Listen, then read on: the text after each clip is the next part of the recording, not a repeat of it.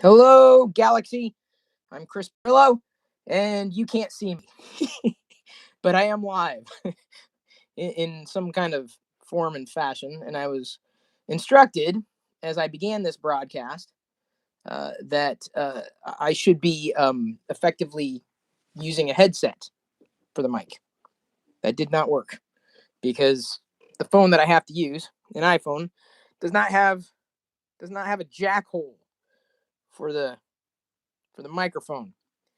And all the setup that I did prior to this broadcast has now been rendered null and void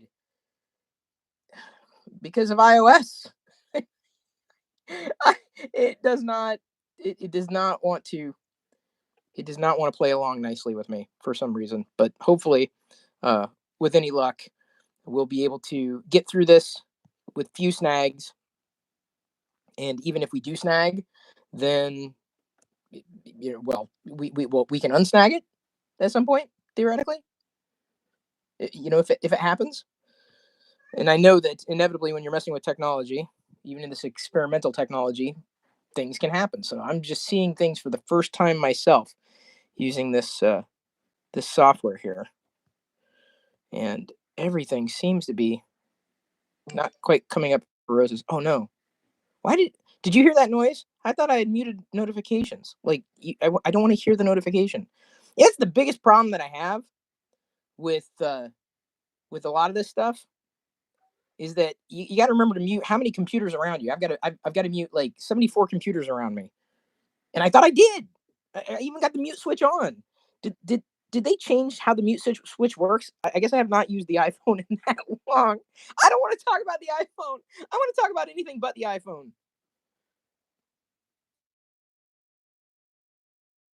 Might mess things up. What? When what? We can talk to them. Well, we're talking to them now. What? We're talking to them now. They're here. They can't really see anything. They can only see this. This is what they see. They see this head with speakers coming out of it. And they hear our voices. They hear our voices. So I can add a call, or I can say fan line. So now I press the fan line button. Borrow yours? Borrow mine? Yeah, you can borrow that. It's not going to work because it's not plugged in because I didn't have the adapter to plug into the thing that didn't have the right hole. Do we have a first caller? I don't know if we have a first caller. We've got, there's the phone number though. See how it integrates in the video? Oh, you're singing now. Okay. I'm nervous. I have no idea what's happening, people. I don't know if this is a vlog, a podcast, a broadcast. It's suddenly become family time. So if you want to dial in, 510-662-6932. Hello? That is 510 Moan Web. Hello? 510 Moan Web. Daddy, can I talk? Or yeah, you can. Yeah, you're talking now. Just don't eat the coin because they're not edible. Because I'm not edible? No, you're not edible either. We're not cannibals around here. Because I'm drinking a lot of juice. Hang on, wait. It says answer. Yeah, look, someone's calling in. Hang on. Ooh. Hang on. All right, let's see what happens. Wait. What? You don't want to seem desperate. I'm not desperate. It's glowing. I can't tell who's there. I don't know who's there. Because you're just doing active. Yeah, it's active, but if we press this button, let's see what happens. It says, now keep in mind, people, I have no idea what the sound, does it sound like okay in there? Are you tuned in live? Is my audio okay? Because I don't have a headset to work and I can't do a thing. And if I pull them in, it's going to be on the speakerphone and it may echo. This may be really bad. I have no idea. This is what's going on. Okay, so whoever's on the line. Hello? Yeah, wait, hang on. There's two people on the line. We don't know. Yeah, we don't know yet. We got to wait. Don't press the button yet. We got to find out if the audio sounds okay. Mom's checking. Okay. Daddy's going to have a sip of. Hello, I'm Jenna. Not root beer. Because my dad's drinking a lot of root beer. Well, no, I'm having one bottle of not root beer. It's beer. Is it okay? No, I know I'm not getting any echo, but what happens when I call on a phone because I'm not using a headset and it's using the speaker? Okay, prepare for the worst, people. I'm just going to press the button.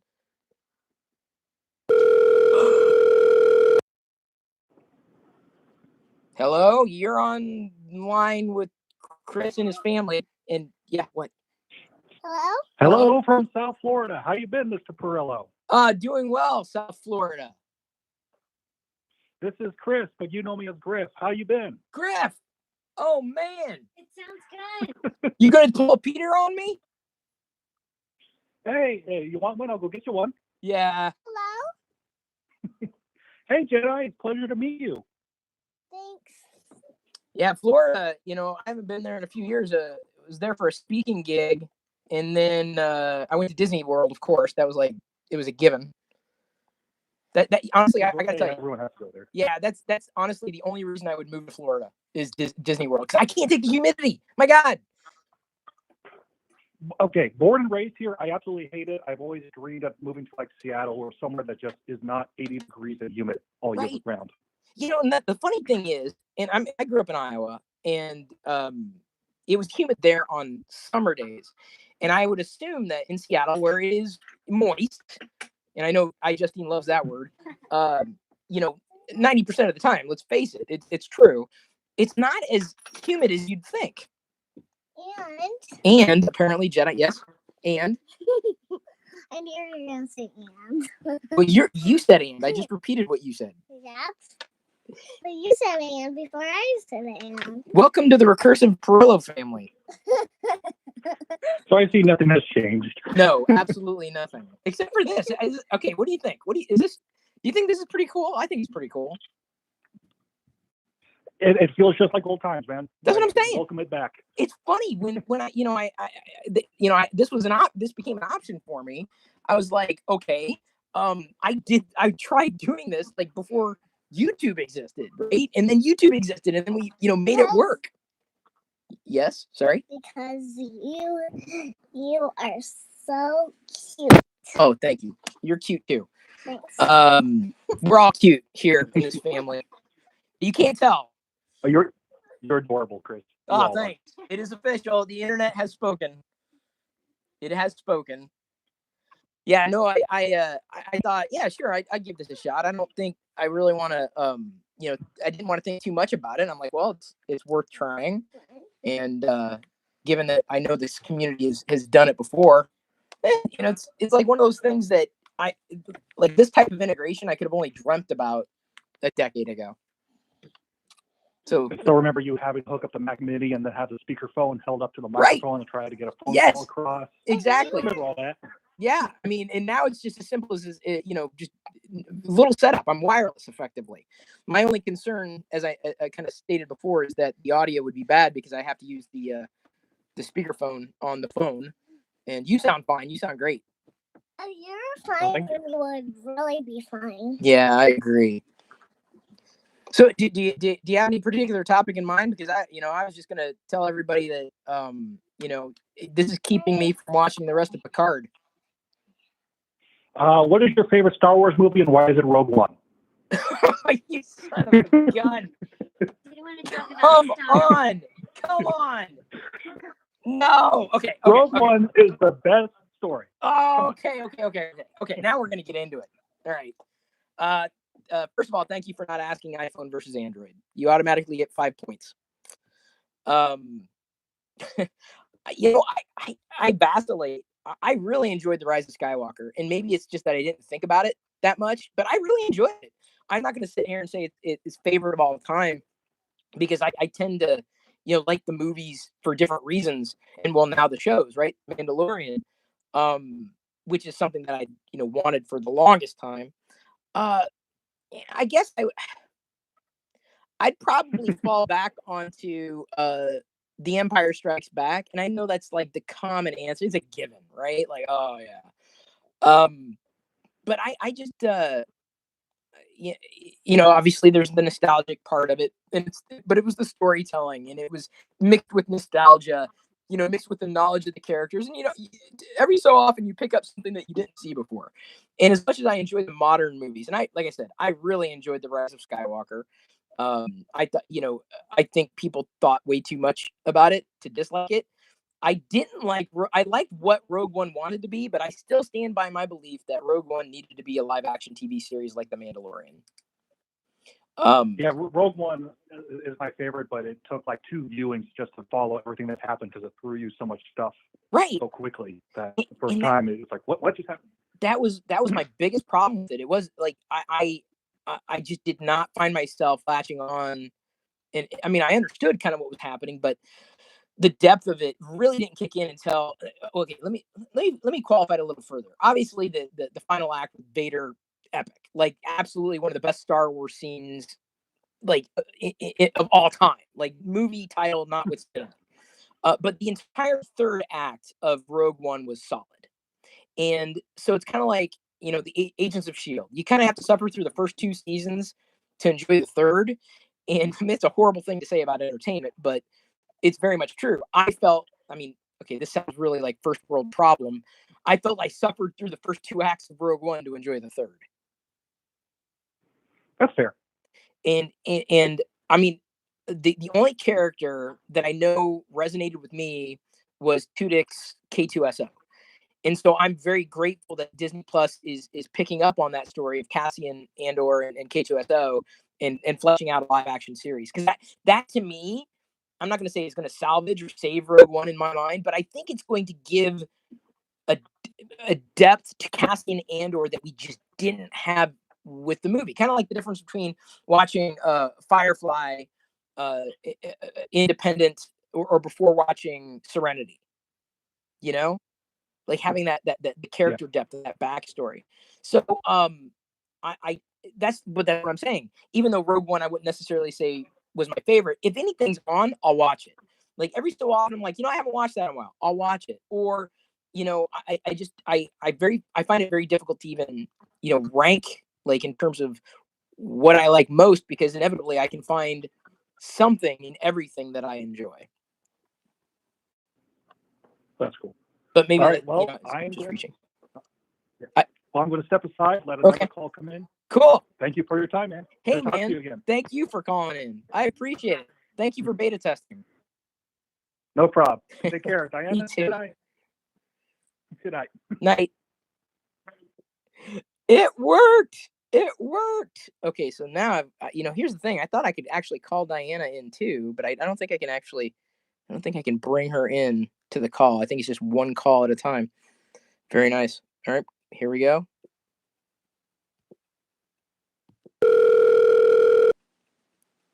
Oops. The stream, literally, the app crashed. No. The app crashed. I got a crash report.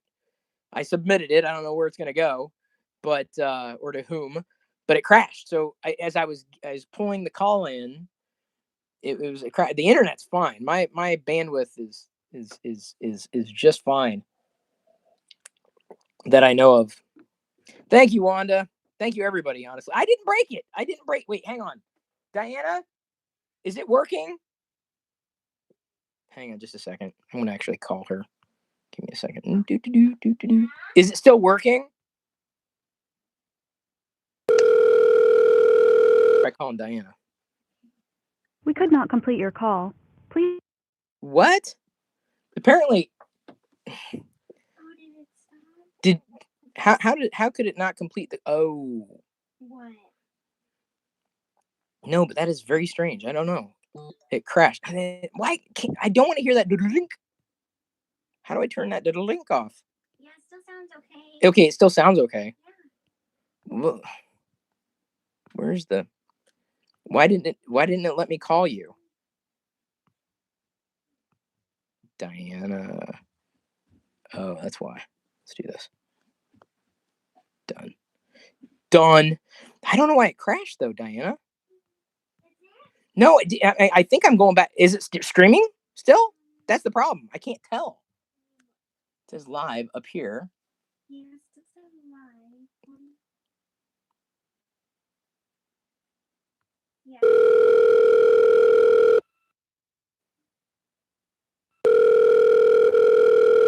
Yeah. Someone's calling her.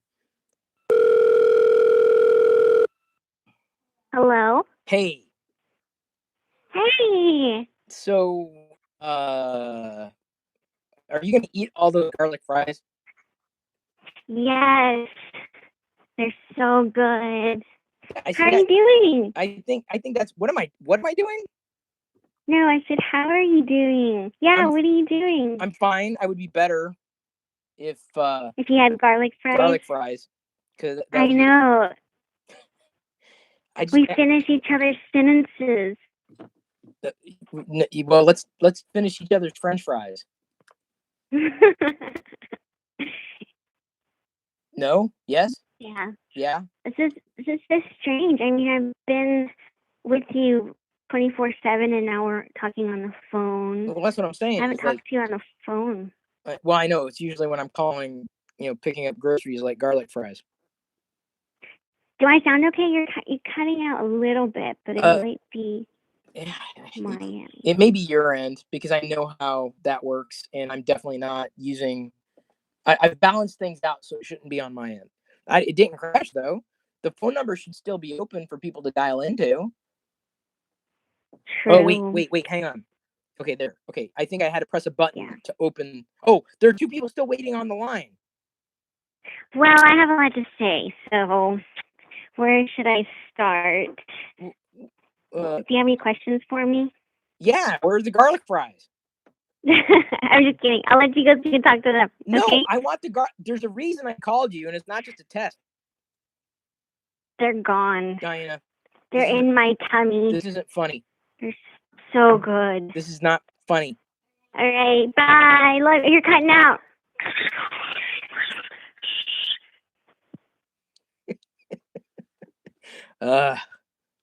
I'm going to... I'm going to not have garlic fries.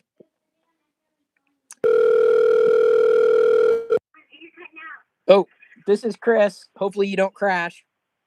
Not because you're not Hi, in the car. it's Liz. Hey, Liz, don't crash. Don't crash on me. I'm not crashing. I don't have a crash card. So wait, this is Canadian compatible. Yep, I guess it is. Wow.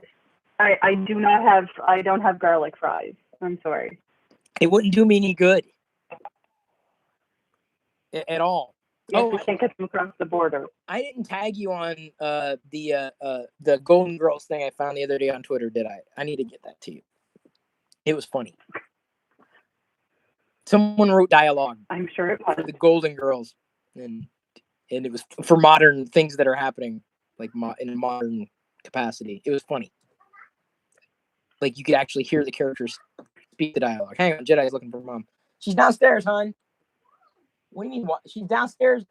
I think she's getting fries. She's eating all your fries. You don't understand, Liz. We got to fight for fries, man. I'm telling you, she made these huge trays. I got 2 big bags, and she made 2 huge trays of the fries. I'm telling you, they're going to be gone. There's a reason why I said, hey, Diane, I'm going to be testing this audio broadcast call-in show thingy. She's, yeah, go for it. I know why. Because they're garlic fries on the line. It's Liz. It's Liz. Wow. You're going to have to, It's Jedi. Wow. You have to Uber Eats or something. Hi, Jedi. Hi. Can she hear me? Yep. And she's gone. It's Liz. I figured. It's Liz. It's Liz. I don't know why I crashed. Whoever I crashed on, but it worked. It picked right back up, so that's kind of impressive. It is a little. I guess you don't have headphones, right? That's why it's a little. Yeah, I guess I have to find a lightning jack adapter for a headset. Unfortunately. Well, I'm wearing Bluetooth headphones. Oh yeah, I think Bluetooth. I think everybody has those earpod things. That's probably what they expect. I don't either. No, I have what are they? Aftershocks, the new ones, the bone conduction ones. Oh yeah. They're pretty cool. They vibrate your skull. So we had nothing in my ears. Because I know you don't like things in your ears. No, these are good. I've never done anything. Maybe they can send some to you. No, I've already got bones. Oh, okay. Yeah, these are great. No, I'd be fine with the headset. The problem is that I thought I had a lightning adapter, and for the jack, or maybe I do, and it's somewhere I have to look for. But I just didn't have time before it was 5:30. I'm like, oh, I didn't realize this. I would need something like this, but it worked. Nice. Yeah, you must with all of this quarantine and stuff and self-isolation or whatever. It's not a lot different for you, that's for sure. That's what I'm saying. Like, we really haven't had to do much different. I'm like, everyone, I guess who's an extrovert and a sports fan who's got to be hurting right now. I'm like, welcome to my world. I'm not trying to be mean. Do you have any thoughts on the Samsung S20 phone? Someone just asked. God, it's someone. No, I don't. I do not. I have absolutely zero thoughts, none whatsoever. What are your thoughts on the fact that I've never watched Rebels? Okay, dude, you need to start now. Even Jedi. I'm planning to this weekend. Oh, it's going to I know. Well, the only one that's like, oh, I know, but I have to get started somewhere. I've only seen random episodes, so. Yeah, Rebels is. I think at some point it'll be absolutely worth a rewatch. Then again, Clone Wars is always worth a rewatch too, and there's a new Clone Wars episode on tonight. So I think someone else is on hold. Okay. And I think it would be a good idea to switch over and see what it's like for other people. Okay. But it was lovely talking to you. Yeah, all right. Take care, Liz. Thanks. Bye-bye. Jedi's laughing in the other room. Here, watch how I listen. Or watch how I listen. Watch how I answer this one.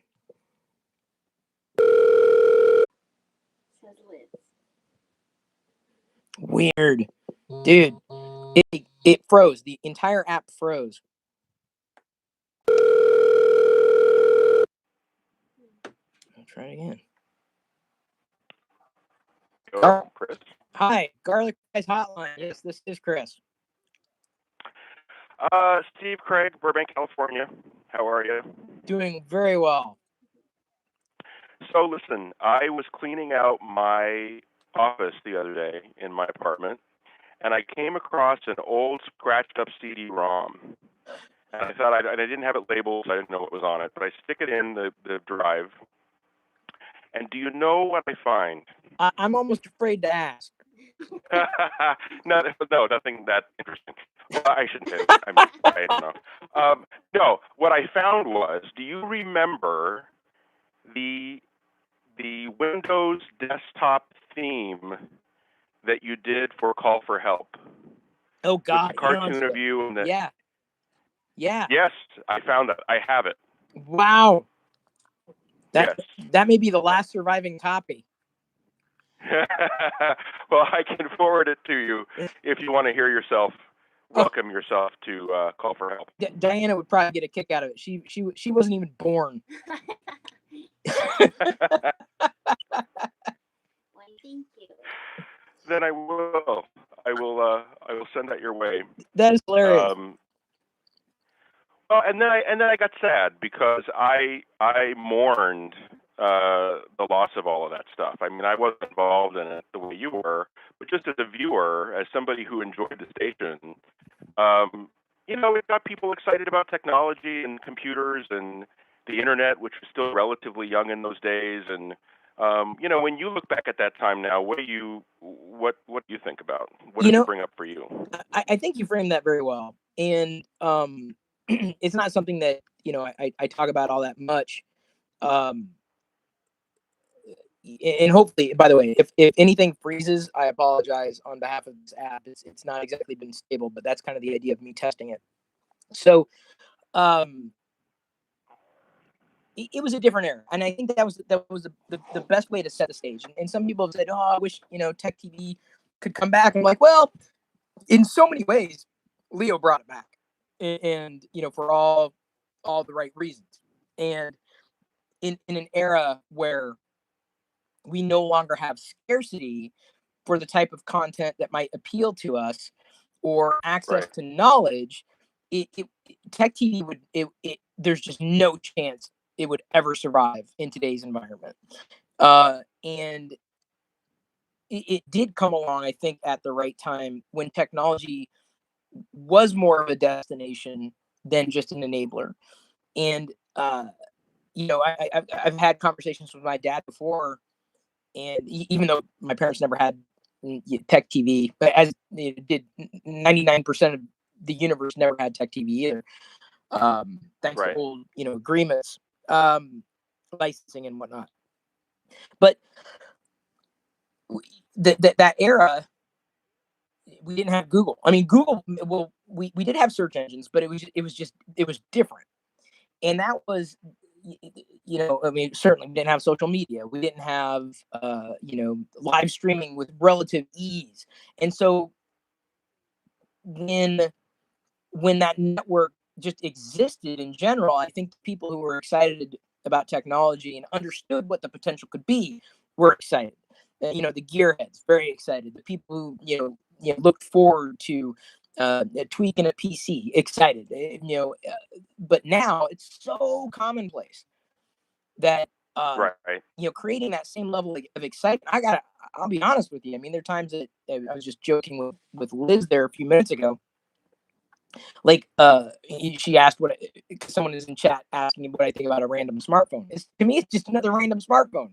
They all start looking the Right. same after a while. They all start doing the same thing. And when I have conversations with my dad, he said, "Why don't you do this?" I'm like, "Because I can't convince the world to not use Google." Like, what do you like? It doesn't exist anymore.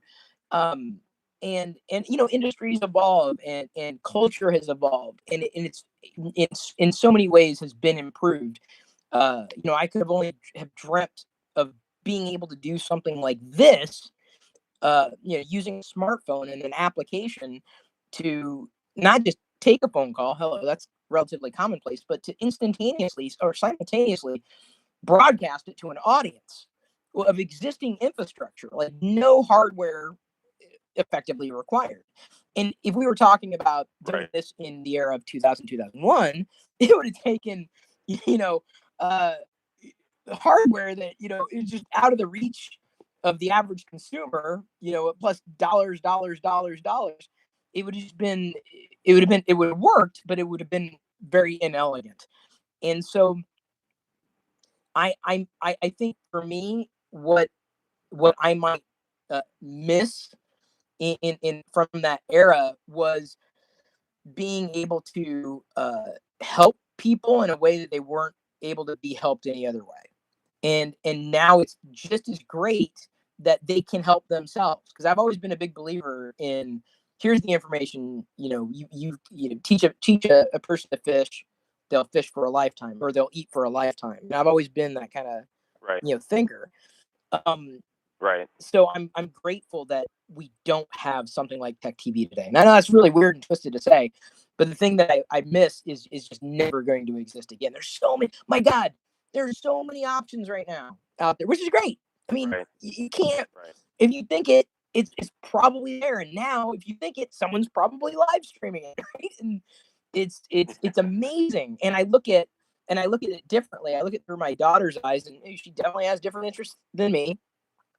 And I'm more than confident she's going to kind of take my place and pursue her own passions and interests using technology, not for technology's sake, but not because she would ever have tuned into a tech TV, because she doesn't need to have that technology work to allow her to connect with people that might have similar interests and passions and ideas.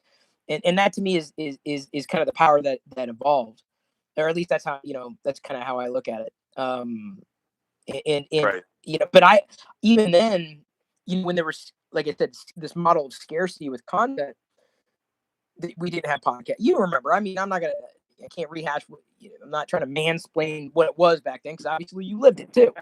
But it was very difficult to explain to my daughter that no, we didn't have this. No, this didn't exist. The things that we now take for granted, including Wi-Fi, right? These things that we take for granted. It's amazing just how far we've come in such short time in the transformative power of technology. But I look at it that way, and probably always will, because it was never the hardware. Even back then, I've never been a hardware guy. I've always been software. Like, what can I do in software? That's why it worked for me, because people would be having a software problem, or like they needed software that did X, Y, or Z. And I'd know, because I knew the software. I knew it, I didn't have to go to a search engine to say it's this by such and such, and this is where it's at. But again, these days there's an app for that, which is great. It's fantastic. It's just amazing. So I get more excited that technology can enable a variety of communities, including people who are passionate about technology, but that also kind of displaces the idea of a kind of a network type of experience specifically for people who like technology. And if that's the case, it has and can be replicated online. It'll never happen in a traditional podcast medium again. I doubt it. I would be shocked unless someone like Leo pursued a model like Young Turks have, which I think that, have done probably about as good of a job, where they've taken a political vertical, obviously on the progressive end of the spectrum, and have leveraged the power of technology and have bridged that gap between something that would appear like broadcast network television, but bring it to you over YouTube TV or Sling or any one of the places where you can subscribe. So, I think we're there right now. It's still a bit of a mess, but something may emerge. It would take the right talent, the right budget, because it would certainly take that. I don't think it's necessarily a lack of audience, but it would also take people who are currently being served very well by what's being produced today, like Linus, and his crew up in Vancouver, to not be well served by them, to be looking for a replacement, because there's just so much good stuff out there. Does that make sense? Very true. It does. Very true. But you have also been somebody who's been on the forefront of a lot of these things. I mean, you had an email list before a lot of people even knew what that was, right? So, where do you see yourself in it? So that's 10 years from now. My God, it's an amazing question. It really is. Because you've couched it very well. I tend to be a little bit on the edge. I was remarking to Liz, I'm like, where was this particular service, this thing where I could give a phone number out, talk to people, broadcast it online instantaneously with an app on my phone? Where was this 10 years ago? Where was this? And even without this, as you pointed out, I put things together to make it work. Before YouTube or podcasting, just to make something work. That was always my curse. So what used to be difficult is now easy, and what used to be easy is now difficult. What used to come easy is now a little more difficult. And what I mean by that is, back in the day with like regular old email newsletters, pre-blog, you kind of had to roll your own, and you had to pay a lot for a service. Well, nowadays you can go to Substack.com, get a free email newsletter, and you're done, right? That didn't exist back then. That changes the model. So, I have had ambition to actually take my experience as a content creator, who has had a variety of experiences, who always sees these tools as enabling a content production type of business, making it easier for people like me. That particular platform, I still do not believe exists today. That process is still in the works. It's easier said than done, but I haven't given up on the idea or the vision behind building a platform specifically for people like me, where it isn't as difficult to engage the community, and sewing these pieces together isn't as much of a challenge, because that's the problem today, is that you might use Patreon for this, and you might use Twitter for that, and YouTube for this, and Substack for that. And as a creator, you're just looking to, connect with other people about one thing or another. As an entrepreneur, certainly you think of that, passion, or as your business.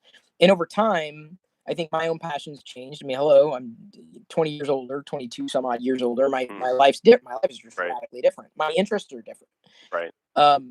But my experience hasn't changed. So I've been looking for ways to kind of parlay that experience differently. Instead of producing content, instead of doing it that way, instead of doing what I've typically done, I've been looking to use that experience differently. So I'm still mid, how do I say it? Like, I guess you could call it a startup. I mean, it's definitely an entity and moving forward and helping creators.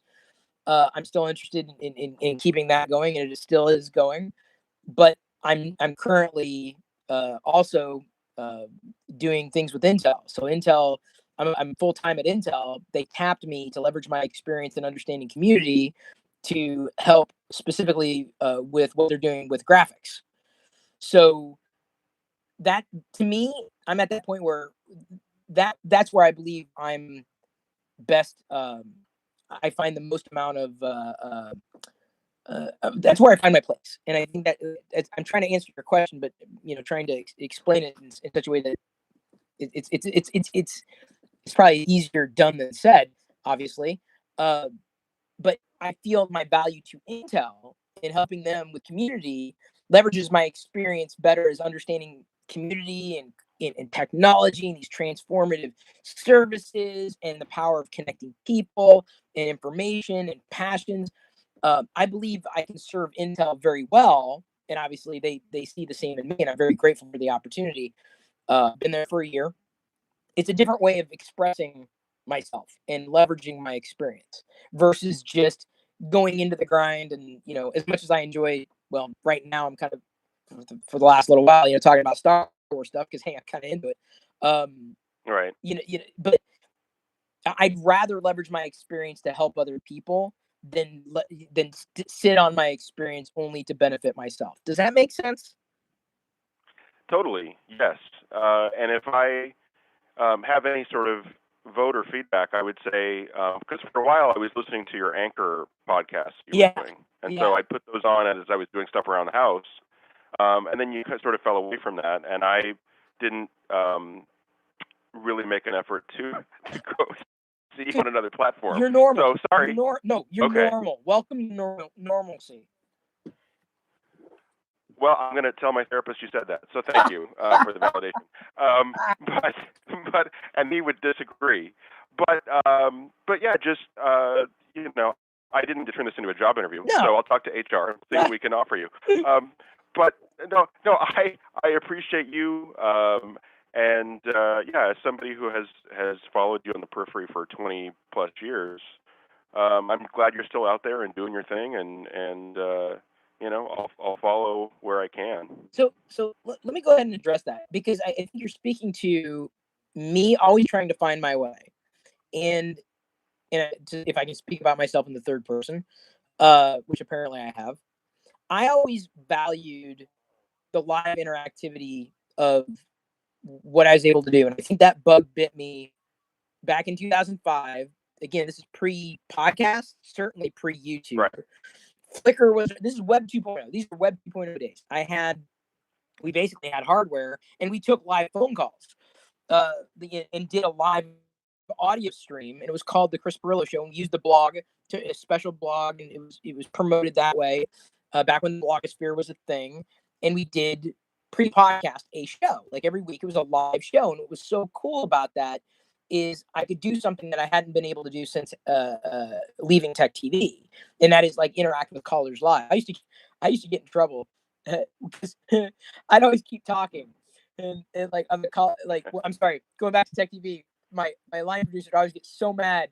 I said, he'd always tell me, "Oh, you just lost the you lost D block," because I keep talking, I keep wanting to talk to someone. That was my problem. But in doing that pre-podcast, and then I was like, okay, this makes sense. Oh, podcasting's a thing. Let's do that. It became it's difficult to do without streamlined for me, without streamlined processes.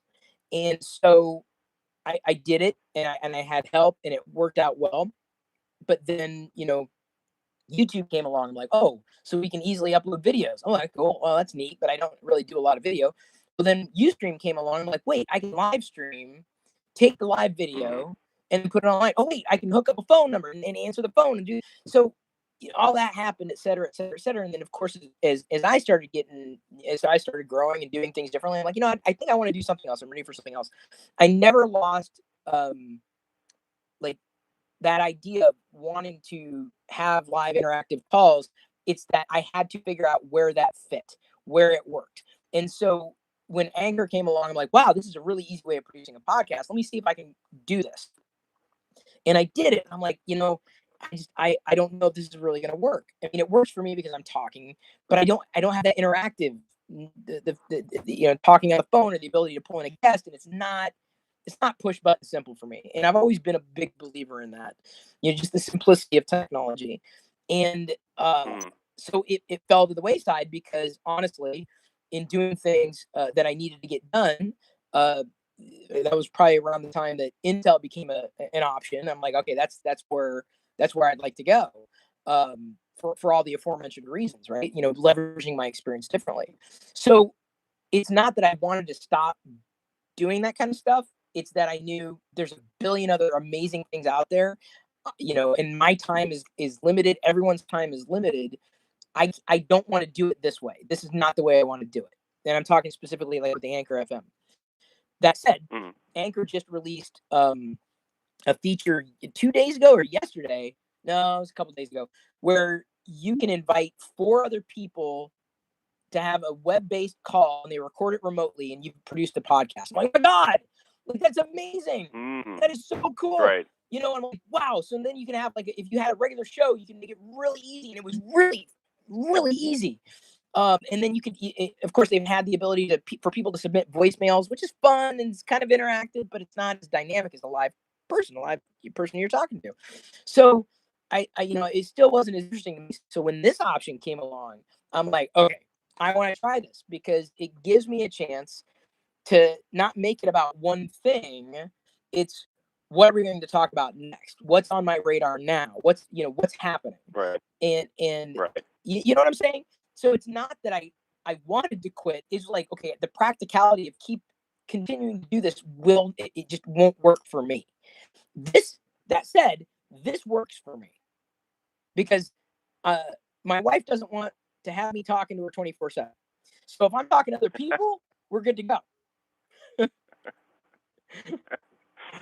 So, well, and I could tell, as somebody, like, I found at some point it was a sort of stream of consciousness talking, because you're just there by yourself talking to yourself. Right. But I found myself just, and I could tell that was weighing on you. Like, well, there's no, you don't have feedback from someone else. You're not, and I thought, well, you need a co-host. You need somebody with you. I agree. To sort of bounce ideas. Otherwise, yeah, you sort of, it's like it's in a vacuum. And so you're sort of like, well, is anybody even listening to this? And if not, what's the point? No, so my point is, there were people listening. I was one of them. And if you find your way back to that or something similar, I would be happy to continue listening. So here's the thing. What I'm using right now does have the ability to export an MP3 or an M4A. Okay. So there's a possibility of feeding that back out. And I feel much better about doing something like this because you put the nail on the head. I always work better when I'm bouncing off somebody else versus soliloquizing, right? And I think it also makes it, kind of you never know what's going to happen next. That factor, when you're talking to someone else and they have something else on their mind, or there's something else that might be covered. So yeah, I'm not making any promises. I'm not even making promises that I'm doing this again. That said, right. There's a great chance that I got some feedback for the developer that I would do this again easily in a heartbeat. This type of kind of call-in show and feed that into a podcast. It wouldn't have a topic. It's just me at the center, and you never know when Jedi's trotting in. Well, I mean, I think, the ones I was listening to, you were talking about things that were going on with cell phones at the time and your opinions on the new iPhone and versus Android and the issues you were having. And so just hearing your sort of stream of consciousness on it was interesting for me. So, but I like that. I like talking about this stuff when it's not the topic, because let me put it this way, I'm ready to talk about like 13 different things, not just, one thing. That's always been my problem. Sure. You can't keep me on topic because I have none. Well, look, I appreciate this. It's good to hear your voice. I'm glad that you are well, and hang in there, be safe, and I will see you down the road. No, I appreciate the faith. I appreciate that I haven't been lost in the fray. I'm still alive. I'm glad you're still alive, and we could reminisce together. Very nice. Well, have a good one, man. Thank you. You too. Oop. Hopefully I didn't cut. That's awkward. Did I cut you off? I might have cut him off. Of course, I don't know now when I press a button, like what's going to happen. we don't even know what we're going to talk about. Can we talk? Hang on. Can we talk about what's the name of that show I just watched? Tiger King. Can we talk about Tiger King? My God, why do they call it Tiger King? Have you seen Tiger King yet? Let me just give you a synopsis here. Tiger King is basically one nut interacting with other nuts, and each one of these nuts is pointing at the other one and saying they're nuts. So it's just why didn't they call it Tiger Nuts? Why wasn't it Tiger Nuts? That seriously, it's my question. I understand why after watching it why it's called Tiger King, but I don't even know if I'd recommend the series. But you kind of now here's the problem: people will be talking about Tiger King. You have to watch it for that reason alone. If only because you're going, man, that person's nuts, and then something else happens, like, man, that person's even nuttier, and they're all pointing at each other, going, that person's nuts. Why wasn't it called Tiger Nuts? Oh man. See, you never know. So we're gonna find out what we're gonna talk about next year. I have no idea.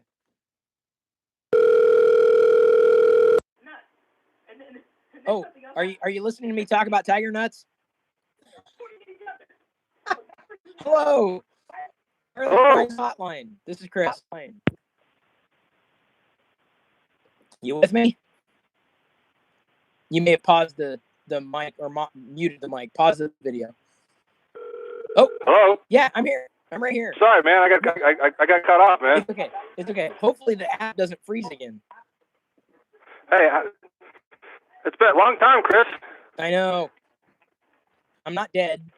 Yeah, I'm sorry. I've been sort of incognito the last couple of years. So I've just been, life's just gotten in the way. I moved down from western part of Virginia to northern Virginia again, and got a job with Raytheon, and been working on a government contract for the last couple of years, and been involved in theater and stuff, and just haven't had time to really do other stuff.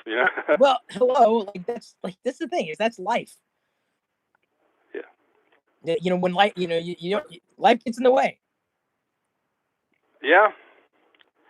And better than that, I've been doing well. I'm really grateful to have the job. Right now we're on a blue gold rotation, which means I work 1 week and I stay home 1 week and social distance.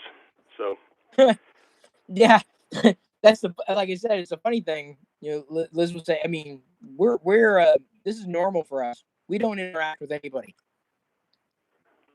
Although, well, I don't do too much when I'm home. It's just me and the dog, me and Rudy the dog, and that's when I'm at home. But I do, I've been very active in theater and stuff. And I was actually in a play, The Diary of Anne Frank. What? And we had 7 shows we did. And I did 5 of them, and then about a couple of weekends ago they decided to cancel the final weekend because of the coronavirus thing. Yeah. So.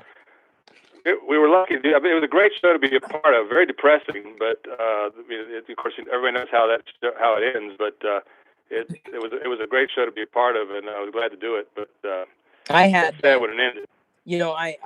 No, that's good to hear because Jedi. I know she's going to the theater. There's no doubt in my mind. She's seen dancing and she's seen singing, but I bet there's a local community theater that's singing, dancing, acting. And I'm like, dude, Diana, if we're going to do anything, I don't want to do just a dance class. I don't just want to do singing stuff. Do all of it. Right. And so, having that kind of, I think that kind of experience, the younger, the better, but she's absolutely going to follow that. Theater. I think she's absolutely going to do it. It's addictive. I tell you, it's addictive. You do it. You spend so much time. You're tired. You go to rehearsals, and then next week, and you swear you're not going to do it again. And then a week after the show ends over, you start looking around for another audition. Of course, now that everything got canceled, I was lucky to even do 5 of the shows that we did because there were several theater groups there that basically prepared the whole show, got the set built, and had to cancel and tear everything down. Didn't even do it. Yeah. So anyway, I did it. Last time I did it, first time I did it was community theater as a kid, but it wasn't regular. But then in high school, I went out for the play and did it a few times, and that was something that I didn't really. I thought, oh, this might be interesting, in college, but at that point it was at a completely different level. you know, but maybe at some point, if if Jedi gets into theater, at some point I may get drug into community theater down the line.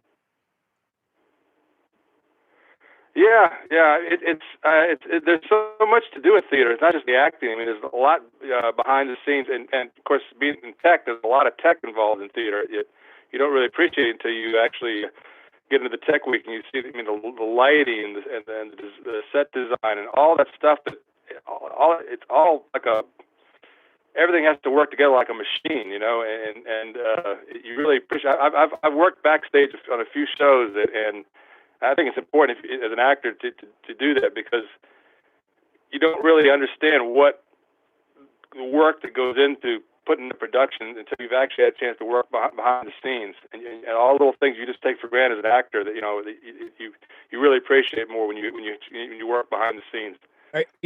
Are you ready to be weirded out? I had a dream about this last night. I'm not joking. I had a dream about being in a play, like and mixing up between. I'm not. This isn't a joke either.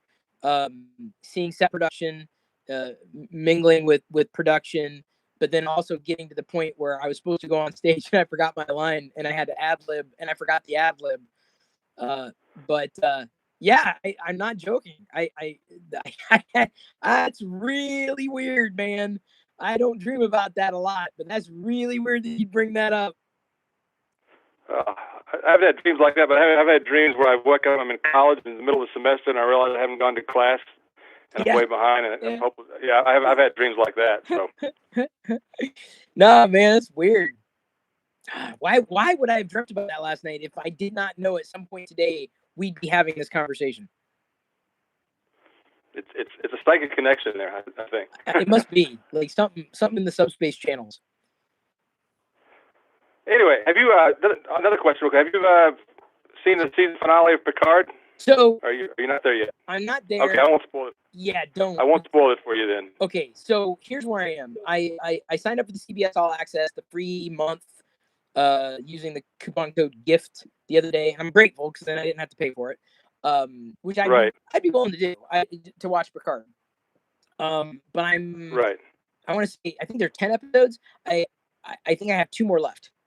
So I got that far last night, and then it was like, midnight or whatever. I'm like, okay, I finished this. I can see how some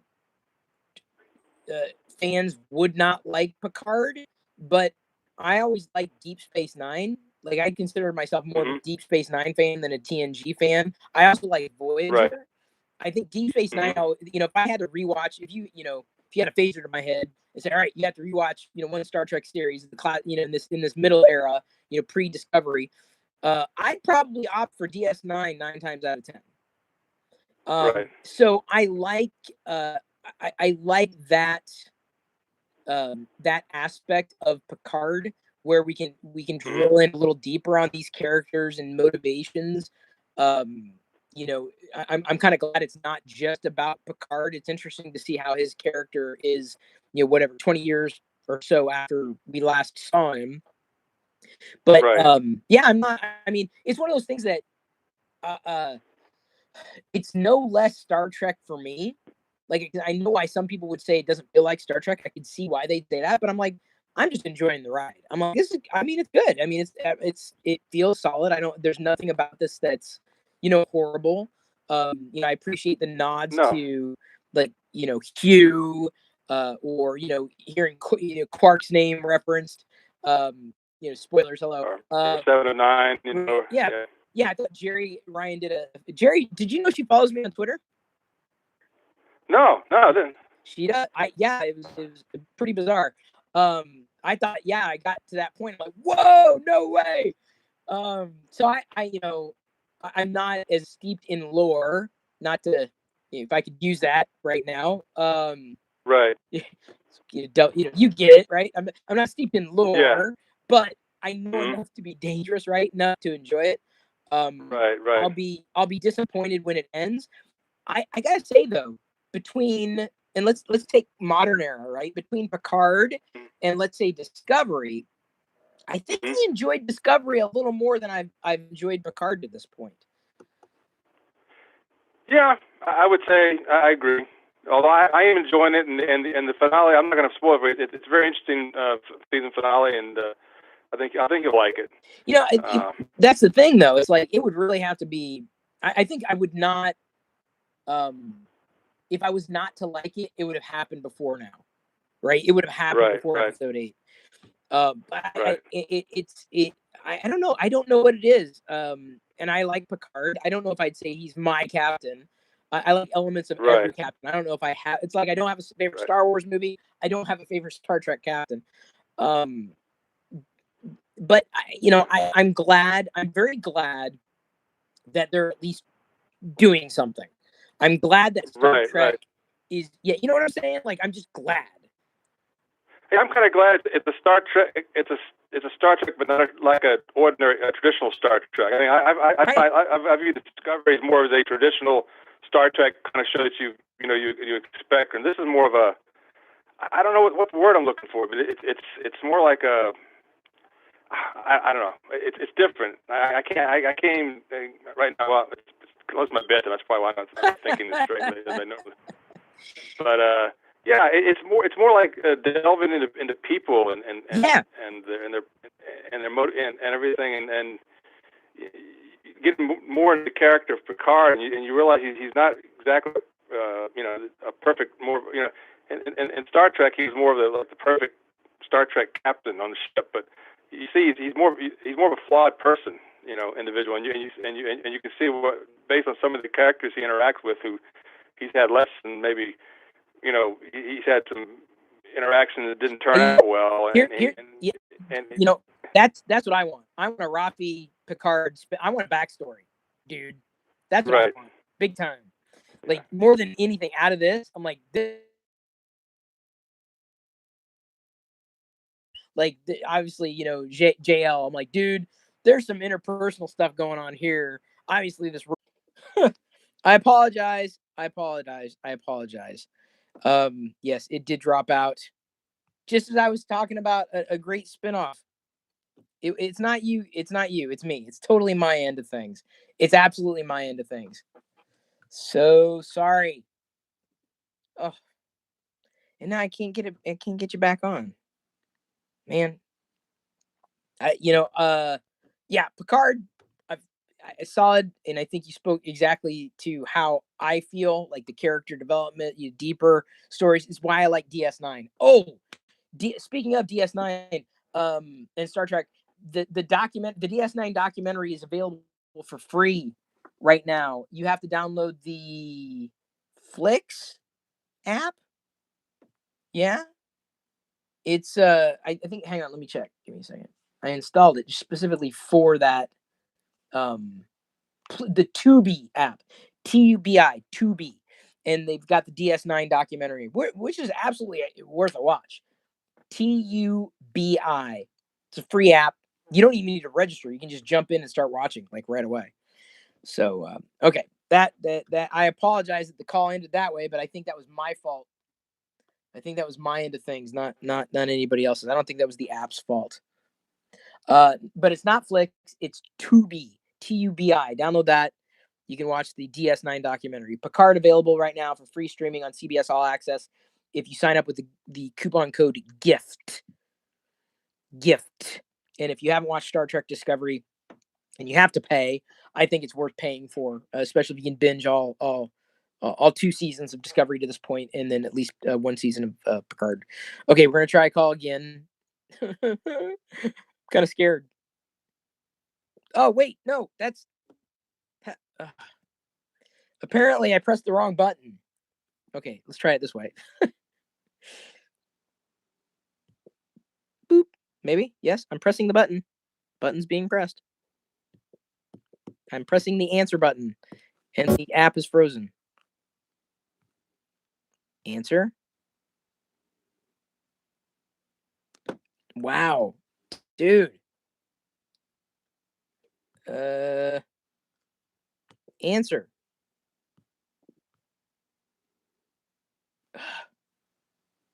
Okay, wait. So if I do this, and then do this, wow, it won't let me. Bizarre. No, it won't. It won't let me answer the call now. It won't. I can press the answer button, but nothing. I'm trying to make it work, but nothing happens. No, it won't even let. I'm tapping it, and like nothing is happening. It keeps flashing and radiating, and I don't want to. I don't want on any particular contemporary topic in relation to technology. Does not take away from people who do appreciate it the way that they do.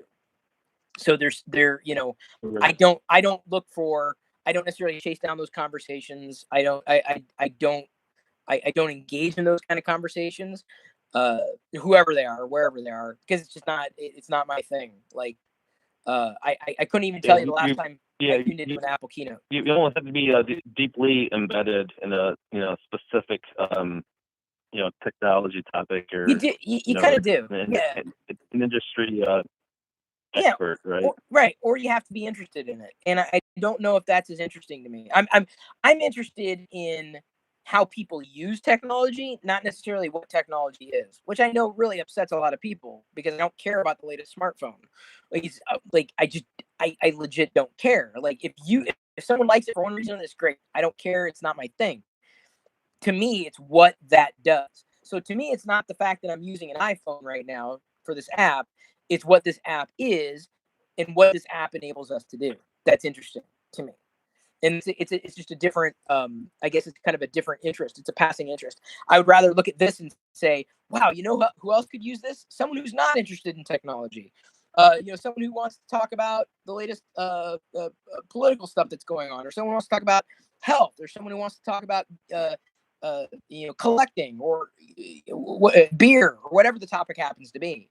The transformative nature of technology, or what technology does, not necessarily what it is. And a lot of technology shows are, not to take away from them, because this is where I think it's their strength. It talks about what technology is. And the problem with that particular position is technology is so pervasive that I personally don't believe it's interesting to talk about what technology is.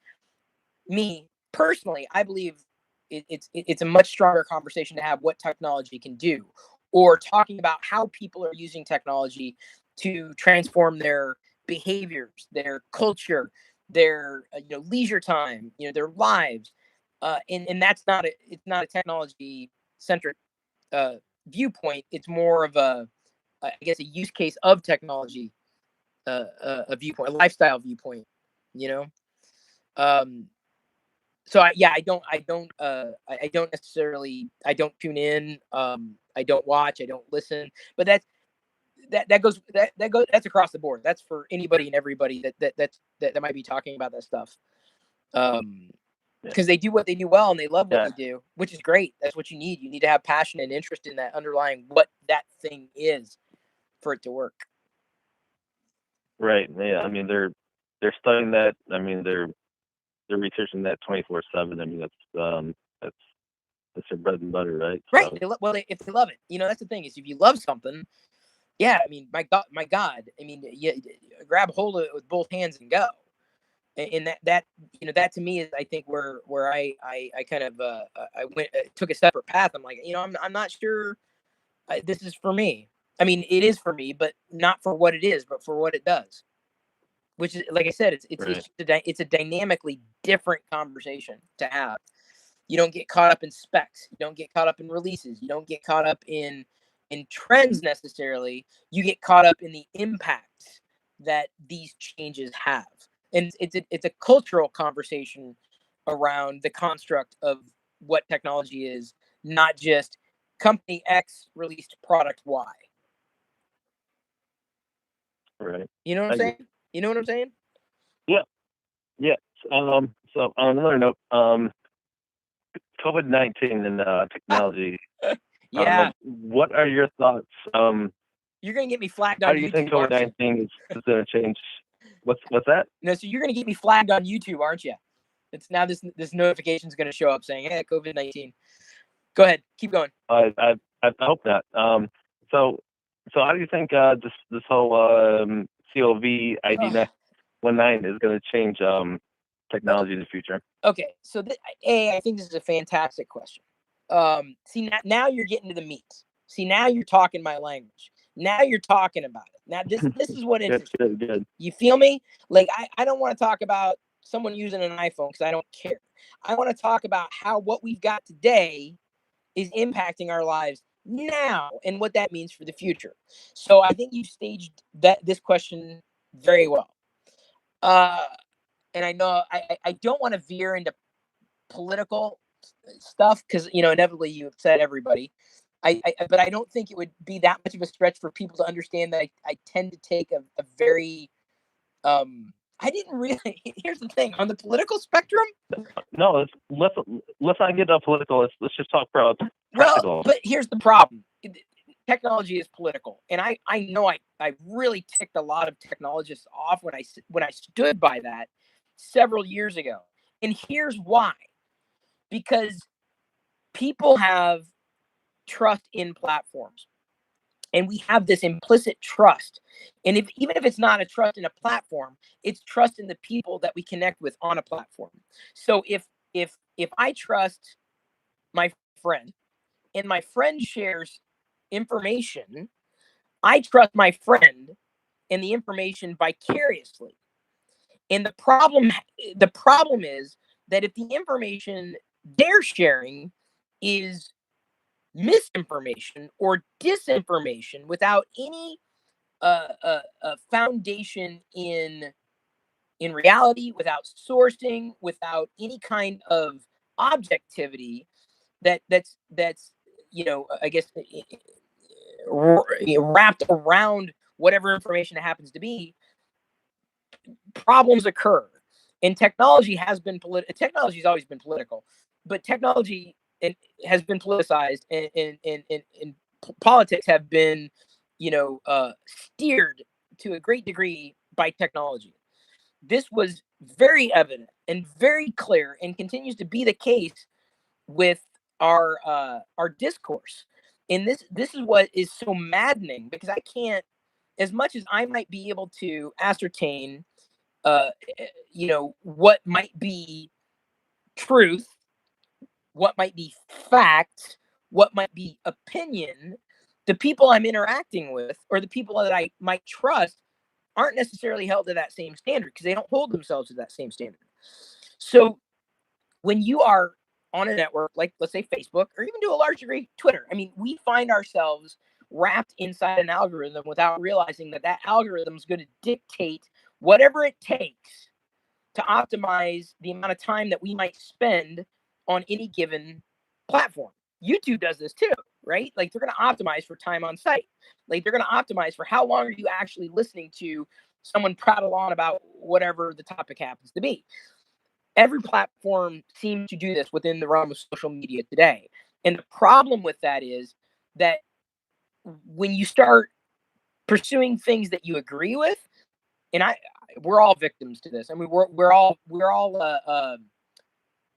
not victims is the wrong word. We're all privy, or we're all exposed to this. We find ourselves within bubbles and filters that we inadvertently set up for ourselves, because the platforms, it's in their best interest to keep us continuously engaged on their platform. I mean, hello, how do they make money? Well, they make money with attention, and offset that cost with ads, or selling data, right? And selling your profile to companies. I mean, it's I'm not saying that the industry's dirty for that reason. I think we've agreed to this. We have agreed to this. We have yielded this part of ourselves to be able to get to the things that we want. It's that I don't think you might understand that. I know I understand it. I understand how that works because I've been steeped in it for so long. It's not about us. It's about the other 99% who don't necessarily understand, who don't necessarily know, who can't necessarily separate, flat facts from opinion. And when this starts, like, steering the discourse, we're never going to get anywhere. Like, if you want to talk, I mean, there have been fantastic works written on this. Ezra Klein just authored a book about the polarization of society, and how we find ourselves on these opposite ends of the spectrum, when in fact we're really not. It's that we've inadvertently bought into a system without actually spending a dime, bought into a system that is predicated on the model of fueling whatever it's going to take to drive engagement. And technology is absolutely the reason that this is happening. And it's playing to our instincts, and it's playing to our behaviors, and it reinforces everything that we want to see. I mean, it's like confirmation bias, right? You hear what you want to hear, or someone says, it's like you and me. Let's say we're talking and I say the iPhone is way better than any Android device. And if you agreed with me, or yeah, well, that's not empirical. Like that's an opinion. Like there's nothing empirical about that.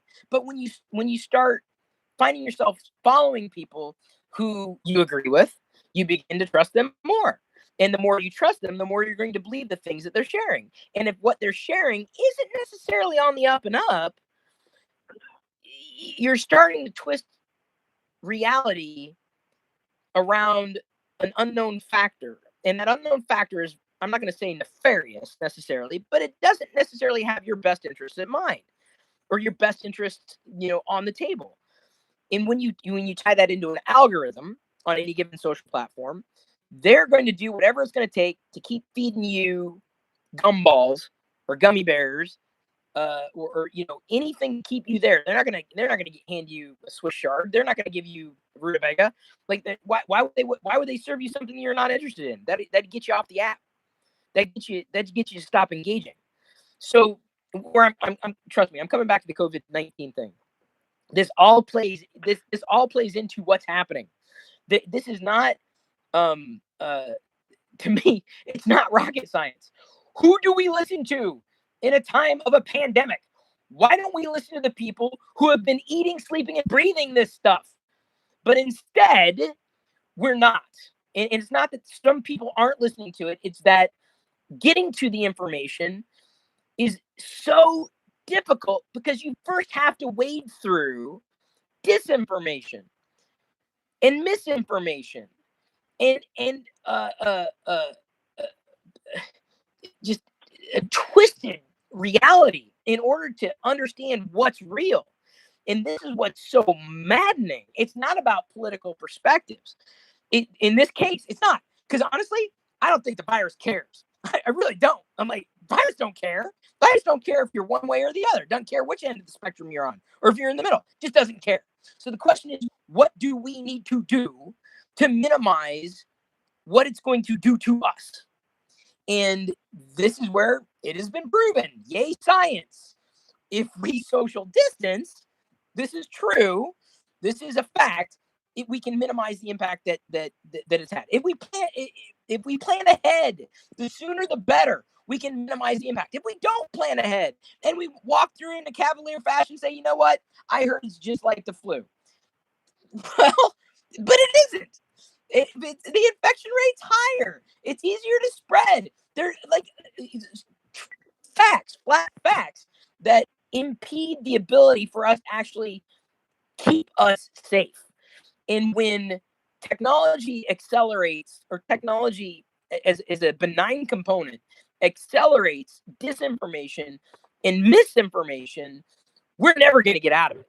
It's like, I'm serious. Like, it doesn't matter if we get out of this, it's going to happen again. And I don't know what the answer is to that, and I don't think you're asking for an answer. But when you ask, there's a prediction that this is going to be a seasonal flu. So, this is very clearly, as we've seen, like it's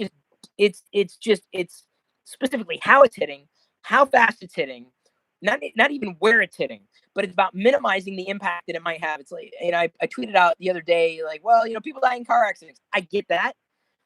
There goes my monetization. Not that I had much to begin with, but like, they die in car accidents. It's fine, but car accidents aren't. You can't transmit a car accident exponentially, right? Well, unless you're talking about like a 50-car pileup, which can absolutely happen. It's not that keeps going and going and going and going, unless you think about it that way. Like if every car was connected, within this much amount of space with each other, it will keep going until it stops. And so it's not about how many people have to die, because they don't. If we have testing procedures in place, which we don't, we don't know the data. We're flying blind. And it's not that the technology doesn't exist, it's we're not leveraging it.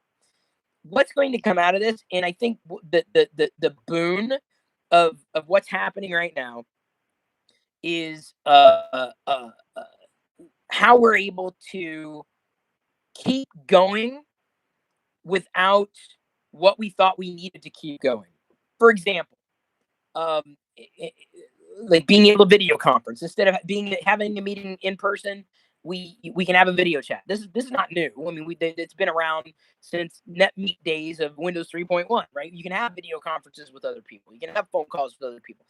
It's that we know that, wow, you know what? Maybe this is just as viable as it was before, which means that having that technology and being forced to use it has now introduced a new path for us to be able to accomplish those goals. So instead of traveling, we can accomplish the same thing without necessarily pressing the flesh. We can communicate without necessarily physically needing to be in the same room. Whereas before, well, let's just be in the same room. It's easier. Yeah, but is it more convenient? Does it save money? If we have to travel, or if we don't have to travel, we can save money. I think this is not necessarily a wake up call, but in so many ways, I hope how we're dealing with things today, it may change and revert back, but I hope it doesn't. In maybe slides back 50%, such that we can continue to view a networked a video chat as just as viable as being in the same room as somebody else. I mean, there's times to be in the same room as somebody else, but if the end goal is just to communicate, well, that's the end goal. That's communication. And if it can be streamlined and done by saving money, that technology can save you money. There's one area where I think that it can be impacted very deeply, to the point where work from home is now not not something that's ill considered for career paths or companies that always thought you had to be in the same room together. I'm a big work from home believer. It takes a lot of discipline, it takes structure, it takes communication, it takes some degree of organization, but it is possible to do. Now people are being forced to work from home. The question is, how many of them are going to continue to do that? And how many of them are going to be enabled to continue to do that? And I'm obviously not talking about jobs where you can't work from home, right? But I think that's huge. Work from home, I think this is maybe not a renaissance for it, but I think this is going to show a lot of companies like, wow, okay, we were in the toughest of times, without much planning, we were able to pull this off, and we saved this much money by not doing that. Wow, maybe this is a good idea. So that's one area that I think technology will change things. Another area, entertainment. There's something to be said about going to the theater to see a Star Wars movie. I'm never going to say no to that. But for the longest time, you know what I'm saying? I have not gone out to a movie theater because I'm like, well, why do I want to spend $10 if I can wait 2-3 months or whatever and rent it on Redbox for free with a redeem code? Like, it's just, I can wait. I can wait. If I ever watch it, if I ever want to see it, I can wait. And so I very rarely will see something in the theater unless I know I really want to see it. I don't want to be spoiled like any one of the Marvels, or not any one of them, but like Avengers, Guardians of the Galaxy, the things that I really, really, really enjoy. Otherwise, I'll wait. Well, I understand the cost that Disney might, or any one of the studios might put down. But Disney specifically, I think it was they kind of had no choice. They're going to be releasing Onward. They've already released it on demand, but they're going to be releasing the Pixar movie or film Onward is going to be on Disney Plus within a matter of days. And to me, I'm like, yes. Like, would I have spent money on that? Possibly, but I wouldn't have spent money in the theater. I would have spent, let's say, $10 to watch it at home when it was first released. I would have waited 3 months to watch it on a subscription service for quote unquote free because I'm already paying for it. So to me, this may not change the financials around how movies are distributed, but it has a chance. Like there's been no other just break point for this. And I'm not saying that the movies that they're releasing ahead of time are necessarily going to be blockbusters either. That's the problem. Is they're hedging their bets. Like they put off Black Widow, they put off Wonder Woman, like movies that I think would do very well in traditional cinema arrangements. They're holding off, and to me, they're hedging their bets. I'm like, no, if you really want to prove if you want to prove this point, do it right. Like put that movie out. I'll put it to you this way: will I spend $10, $20, whatever, to see Wonder Woman in the theater? No, absolutely not. I won't. It's just not going to happen. Will I do the same thing for Black Widow? I don't think so. I enjoy the character. I'm a fan of the MCU, but I can't justify going to a movie theater, paying, let's say, conservatively $10 and watching a film. It's just not. It's not going to happen. Would I be interested in spending $20 in watching a movie like that when it was first released at home? Yeah, possibly. If I could be convinced to spend $20 watching Wonder Woman at home when it first ran in theaters. So you understand, I'm willing to spend more money for the convenience of watching something at home, but I'm not to see it in the theater. And this nothing has come close to forcing us to look at technology as not secondhand, but actually the delivery mechanism for what I think a lot of people would have wanted. Not to say that theaters are going to die, but they were kind of gasping for air to begin with. I'm not saying it's the death knell for theaters. I'm not saying it's the death knell for air travel or anything like that. But these could be huge tipping points. This is a huge tipping point, in my humble opinion. So I'm not saying that one is necessarily tied to each other, but I did want to cover that. I did want to talk about that.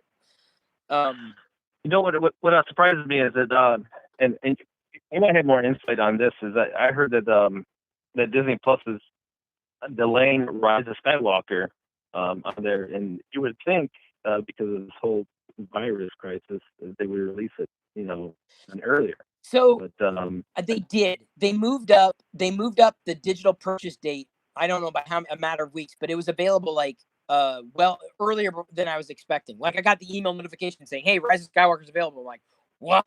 I'm like, okay. Like I'd already had it pre-ordered, right? And they did this. Right. It was a couple weeks ago, but it was fantastic. But it's the thing. I will be able to watch Rise of Skywalker on Disney Plus, but I'm willing to pay $20 to watch it immediately and to be able to watch it no matter what, right? So exactly. They did move that ahead. And again, I understand the economics of it, but the economics could very well be changing. Like I don't know if every business is going to survive this. I don't know if they can. I've for the longest time I've been wanting theaters. I've wanted that business model to change. I've wanted and hoped, but for that to happen right now, it's got to be something bigger than Onward. It's got to be like a blockbuster that people are expecting that they would have gone to the theater to see. That to me is the test. Yeah. But So backtracking just a little bit regarding COVID. So I was actually referring to COVID and technology in a more positive note and future projections. So that's talking to my coworkers, and we're thinking that we had a note with work from home.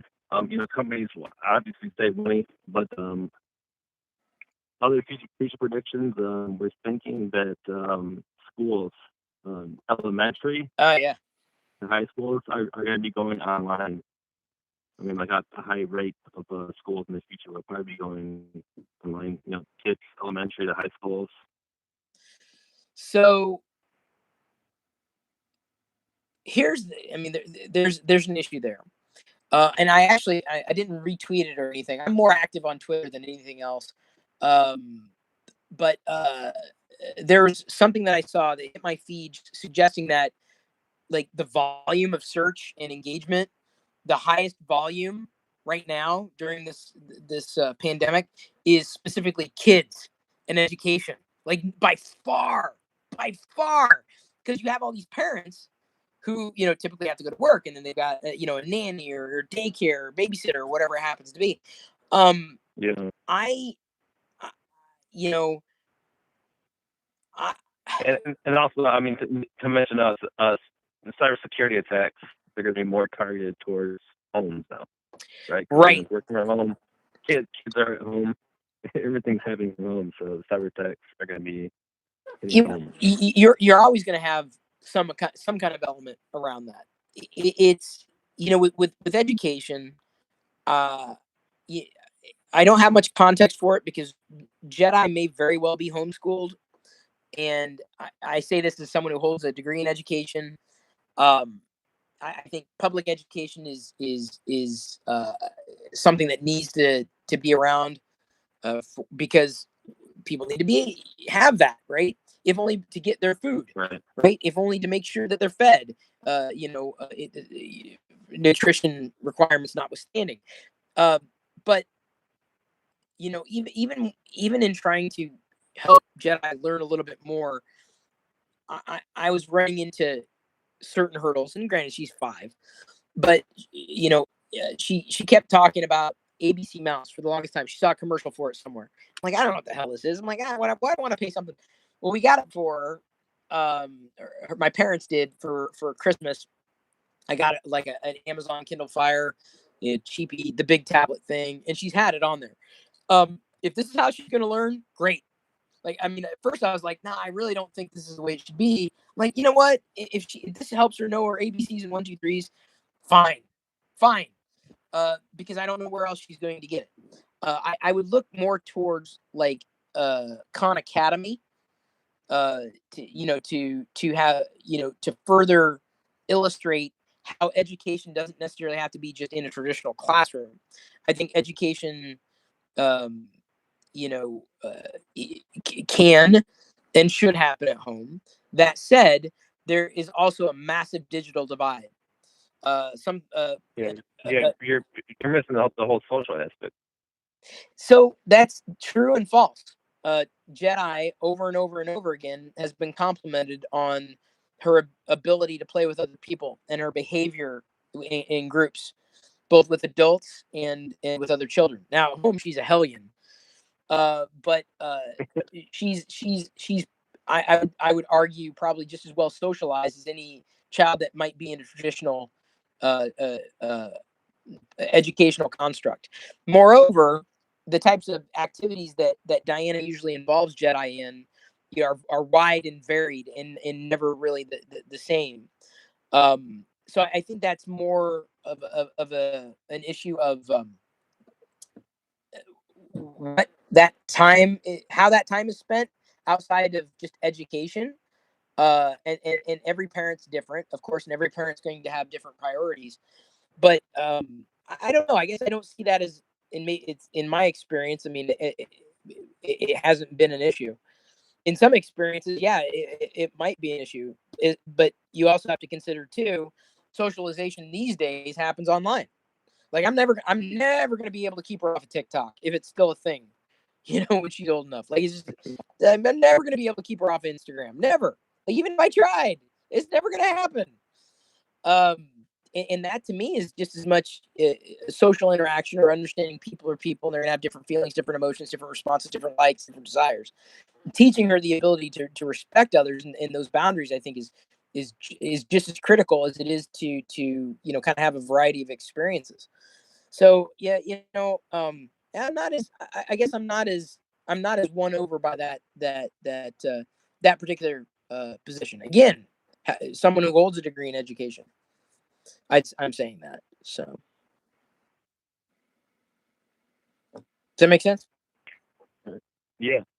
I definitely agree on that. Let you take the next caller. It's been a pleasure and honor, really. I mean, it's I can't believe I'm sitting here talking to Chris Pirillo. I've been watching since I was 14, 15, so it's awesome.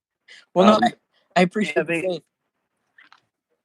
Do you have a LinkedIn? I mean, I don't have Facebook or Twitter. I mean, I get rid of all of my social media. I work as a cybersecurity professional for about 10 years now. Oh, on LinkedIn, and that's it. I do. I don't keep it updated all that often though. Okay. Yeah, I'll be sure to give. Ironically, sorry. I'll send you a connect.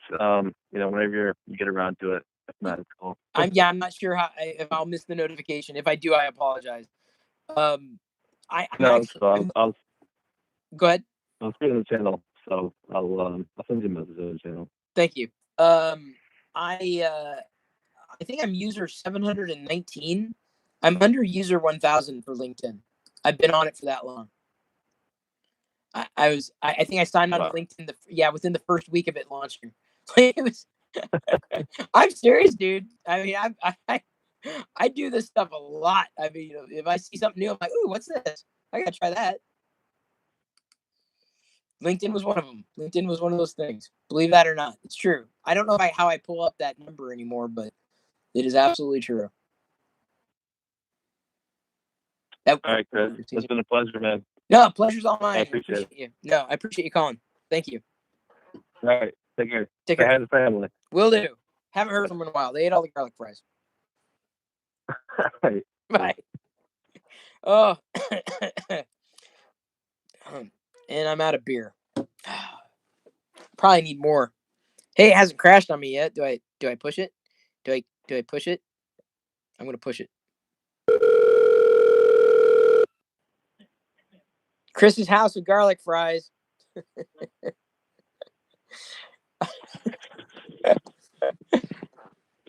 Hello? Why would you want garlic fries, Chris?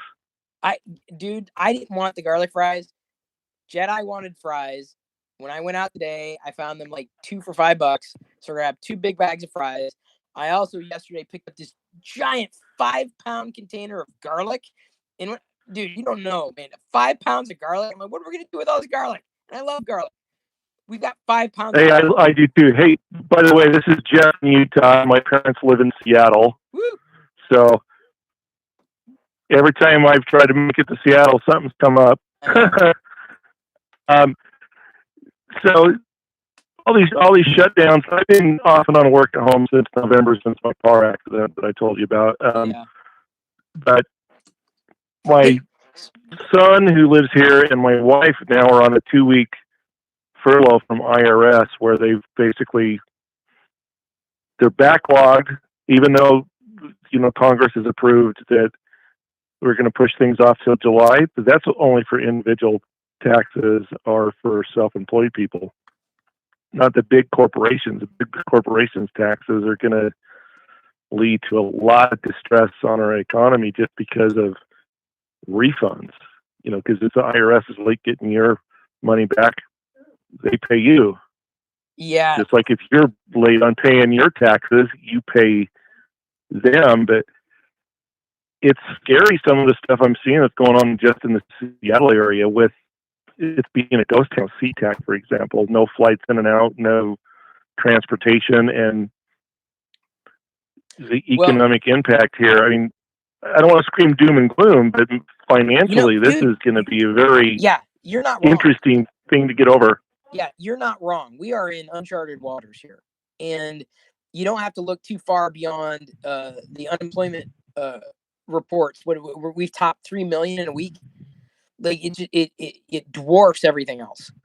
That might have come before it, going at least back a few decades. The impact, I think, won't be known until we're through it. And when I say through it, I don't just mean it's now the actual the outbreak has subsided.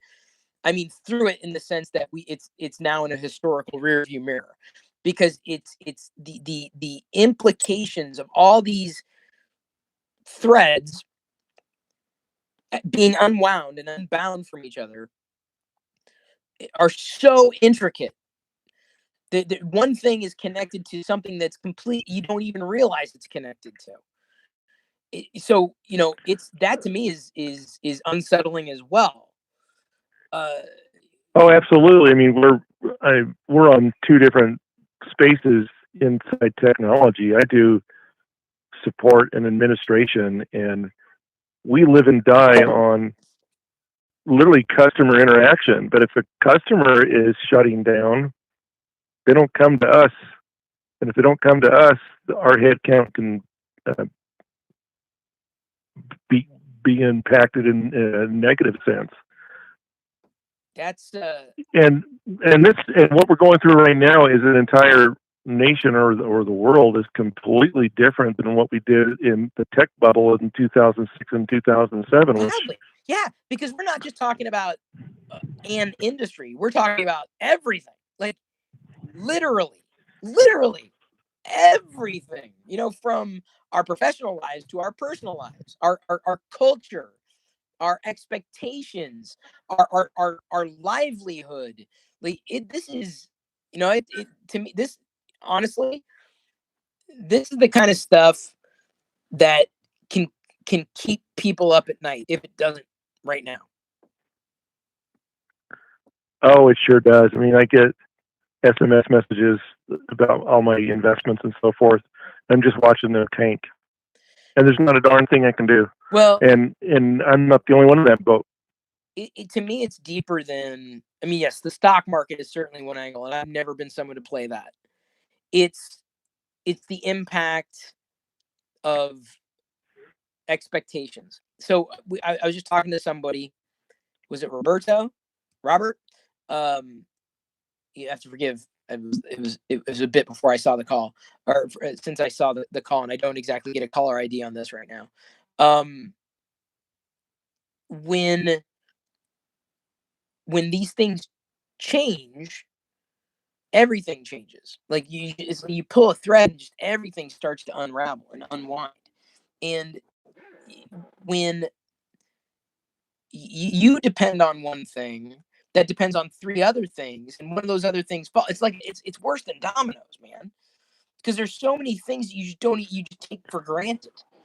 In which well, I think that if people put their heads on straight, which we should. I mean, there's so many people talking about what good, bad, and indifferent for us, but those with children or without, if you get any kind of relief financially from the government, what are you going to spend it on? And unfortunately, what happened the last time when we received, child credit, or hey, here's a $500, here's $1,000 from the IRS to help stimulate the economy, we went out and bought stuff.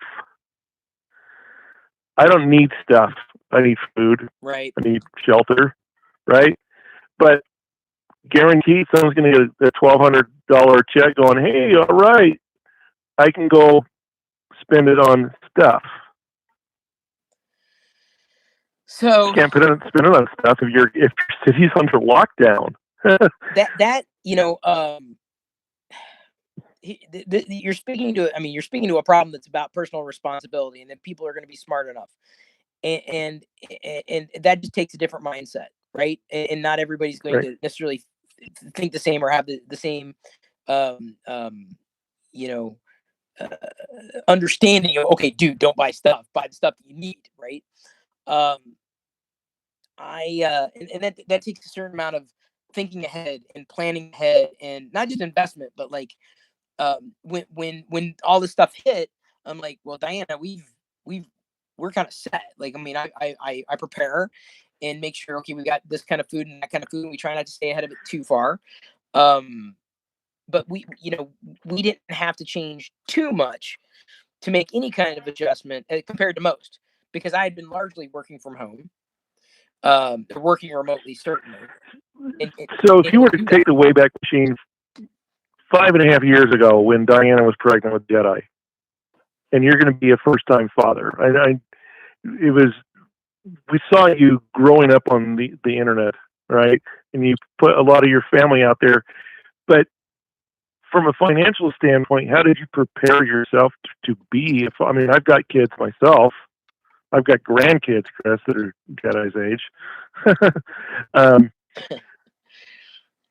But in an environment that you're in, that we've had good days and bad days, and we've had some interesting conversations that I don't want to get in too much detail of how things have changed in the instant gratification that technology's got right now. But how do you prepare yourself for a financial responsibility like a child, well, or recession, and etc.? Right. I survived, or we survived, I guess, the 2008 fallout.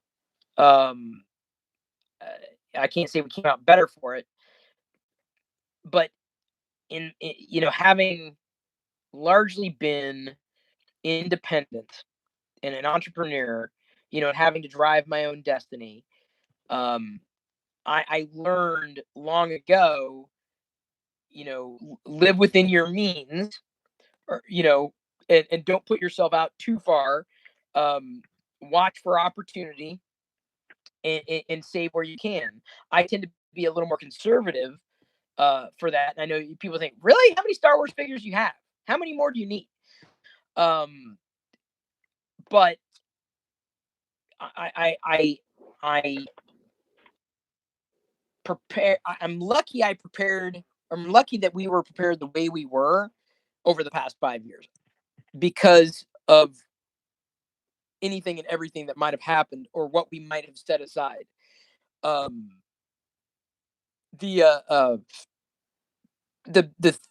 thing, I guess, that there's Pixie. I don't know if you can hear Pixie shaking her head over there. Dog chain going. We have, and I always think this way, like, what is going to keep what the question of safety, without what's the runway, how far can we go, what do we got to do?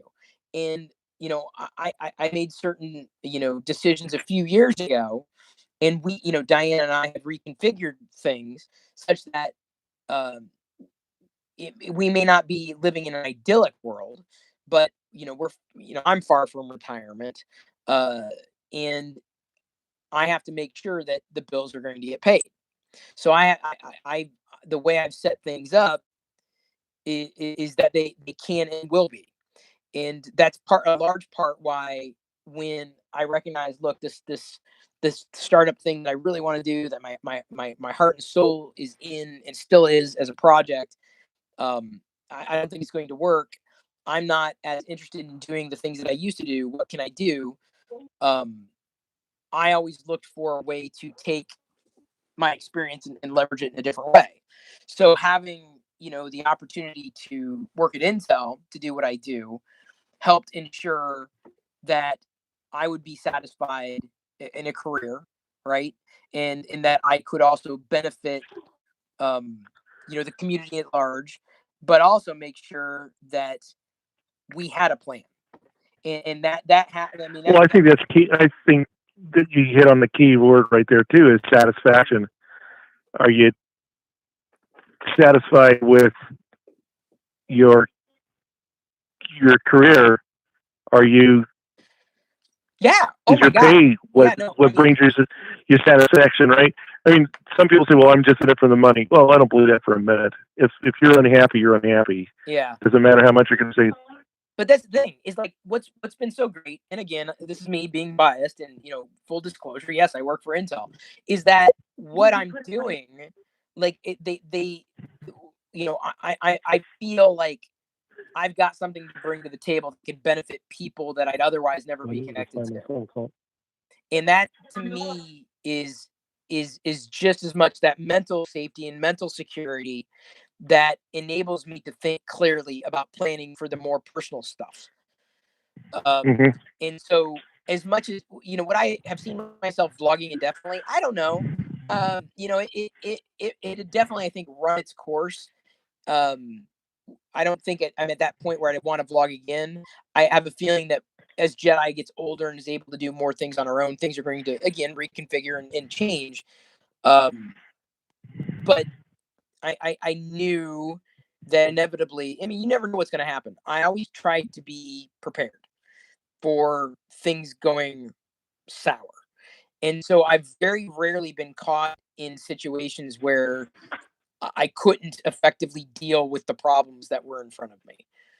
And I definitely hit more than a few brick walls, but not to an extreme degree. So in many cases, what's happening now, we are impacted. Everybody's impacted. And what makes me nervous is all those. I'll go as far as this. Diana's been cutting my hair for the past 3 or 4 years. Like, so, we get groceries on manager specials, right? I got the 5 pounds, no joke, 5 pounds of garlic for like, I think $6-7 when it's normally like 19. We get salads when they're still fresh, but instead of being $4, they're $1, right? We get fruits instead of $5 for a bunch, we get them for $1. We still eat well.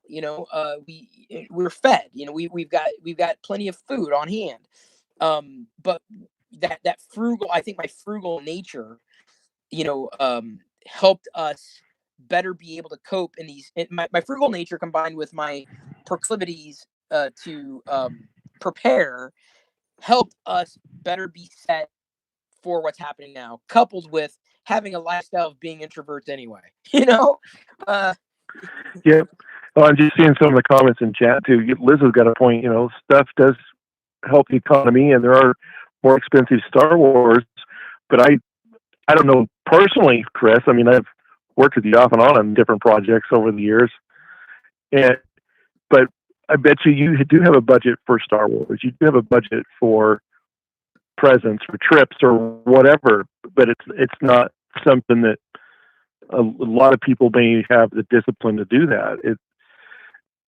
And we are in uncharted times. I mean, I hope for the best that one, we find something to help with the spread of this viral infection that's just unheard of, and then figure out a way to bounce back economically. No, I don't think we're going to bounce back.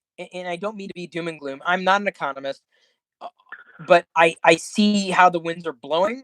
And because we are currently swimming in so much chaos, to think that we're going to be able to come out the other end, better for it, like going through a car wash, like maybe it's I'm not trying to be dour or necessarily a negative Nancy, but it's not, I don't know. And because I can't see that clearly, coupled with hearing like Bill Gates, right? And I've said for years, I said Bill Gates, I think, is going to be remembered for everything he did after Microsoft, more so than his role at Microsoft that got him to the position where he's doing what he's doing now as a philanthropist. He believes a we weren't prepared. He's right. We were not prepared. This is what happens when you're not prepared. B, when you don't take care of the people who need to be taken care of, you're going to be even more ill prepared. Like, this is, I talked to Diana, and she's like, she said she was like, she wanted to go like get a Whopper. We like the Impossible Whoppers. I'm addicted to them. I got mad. I said, Diana, don't go anymore because I'll eat them. Like, I will eat them. That's the problem. But I was saying, but Diana, here's the problem. They'll come into work, but they'll come into work sick because they can't afford to take the day off of work. And then without knowing it, they've given, and I'm not saying it's bad, but I'm saying the system's broken. The system was broken before we broke it. The system was crumbling before we took a sledgehammer to it. So we can't, and do I have the answers? Absolutely not. Can this be solved 40,000 different ways? Absolutely, for sure. I'm not sold on it has to be this way or no way. I do believe that there are countries who are handling this in a far more cogent capacity than we are. That is my belief. That is my personal opinion, not connected to anybody else's. This is mine. This is my right to share it. I believe that we can have discussions about how this can be solved. The wrong way to solve this problem is to get back to work. And this is where Bill Gates is basically saying, like, no, dude, we need to be the entire country needs to lock down for good 4 to 6 weeks because we ain't out of the woods yet. And if you don't have to, you want, okay, go, here's a history lesson. the pandemic that happened in, the quote unquote Spanish flu, which did not originate in Spain, hit the states hard, right? In Seattle in 1918, basically went back to work early. They stopped social distancing early. They went back to the norms early, and they actually got hurt more for doing that. It's like if you've got a problem, you've got to eliminate the problem wholesale. If you eliminate 80% of the problem, you still got 20% lingering, and that 20% can grow into 30, 40, 50. And before you know it, you got the same problem again. And I think the key to COVID-19, which is a nickname for a viral infection that is SARS-based, is that's a respiratory correct disease, is if it doesn't spread to another host, it dies off if the host survives it, right? But because it's spreading from host to host to host, it still has a survival rate. And there was a study, and I work for a company that does a lot of data analytics as well as one of our product lines. And I saw another one that was just scary, that they showed some telemetry in Florida based on cell phone usage that 6 weeks ago, it looks like an explosion over Fort Lauderdale. Look and all it is breadcrumbs, and then they show where they flew, where they walked, where they did this, of potential carriers of this disease. Look at Kinsa. It was actually a sponsored post I did like several years ago when Jedi was right around the time Jedi was born. It's a smart thermometer app, and I knew of it, and then it hit the headlines just recently because they've got mapping of actual living data from people across the country, if not the world, that are measuring their own temperatures, and it's showing up in trends like these are the hot spots. This is where an outbreak is likely happening. This is data, like living, like breathing data that is showing you. So that's data that could corroborate what you were saying about the cell phone usage. Well, and Bill and Melinda's foundation even showed that in areas of Africa, that dysentery and intestinal disease, he referred to it as diarrhea. But what he was trying to just say is they started looking at data points and found where, okay, certain lifestyles, you're gonna have an outbreak out here, and it became predictable, and it's scary. And I know we jumped all over the place, but I really enjoy listening to you. I mean, I don't have a time to necessarily catch all the stuff you do. I mean, I've been shadowing Chris for years. Yeah, but did you get your code? You won a code for the Dark Crystal earlier. I did. Yeah, you got it. Yeah, we're good. So, but did it redeem right? Because the other guy who won, it didn't redeem. So if it didn't redeem, you just gotta let me know. No, I just went through Steam because I'm like, oh wait, it's a Nintendo game. I'm like, no, it's a Steam code. So. Yeah, it's a Steam code. It's definitely a Steam code. Or it was. But I wish you well. I know you're only like 20-something miles from my parents' place. I mean, my mom's got cancer. She's diabetic. My dad's got COPD and diabetic. So they are like 100% lockdown. Yeah. In fact, my family drives by literally into their little community and honks the horn and waves at them because we just want to be that careful. Yeah, this one's a game changer, and in so many ways it didn't have to be. In so many ways, and I think I've mentioned this in another broadcast. I'm like, I'm not the expert, but I love listening to them. I'll listen to an expert. Yep. I don't go to a doctor because because they don't know what they're doing. I want the people who know what the hell they're doing. And for all the reasons. They call it medical practice. They're constantly practicing because they have to go off of a symptomatic approach. This is like anything in life anymore. Yeah. It is a symptomatic approach. Well, I'm not smarter than the next guy. I've just done the same thing 1,000 times more than you have. Yeah, exactly. Precisely. Been a pleasure, Chris. Let someone else oh yeah. Get online, and I'm with you with the garlic.